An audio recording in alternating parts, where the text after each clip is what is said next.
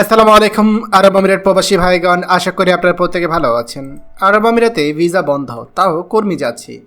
এই বছর মাত্র 1150 জন কর্মী সংযুক্ত আরব আমিরাতে গিয়েছে। চলুন খবরের বিস্তারিত জেনে নেওয়া যায়।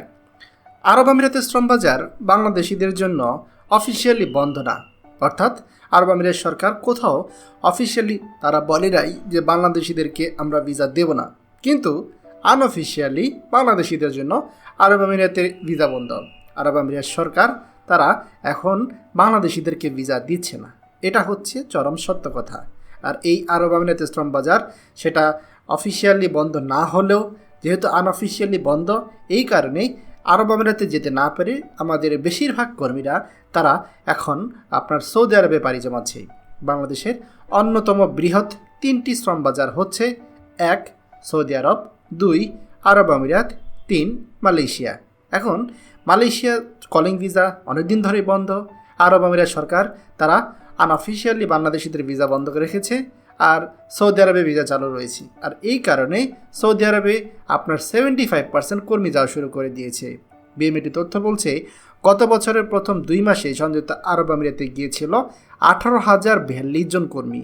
সেই জায়গায় চলতি বছরে অর্থাৎ 2025 সালে প্রথম 2 মাসে মাত্র 1150 জন কর্মী আরব আমিরাতে গিয়েছে, অর্থাৎ 1150 জন। বুঝতেই পারছেন যে আপনার কর্মী পাঠানোর অবস্থা কতটা খারাপ। অর্থাৎ গত বছরের চেয়ে চলতি বছর 93.62% কর্মী কম গেছে। সংযুক্ত আরব আমিরাতে অনানুষ্ঠানিকভাবে বন্ধ থাকলেও আনুষ্ঠানিকভাবে ওমান এবং মালয়েশিয়ার শ্রম বাজার তারা বন্ধ করে দেয়।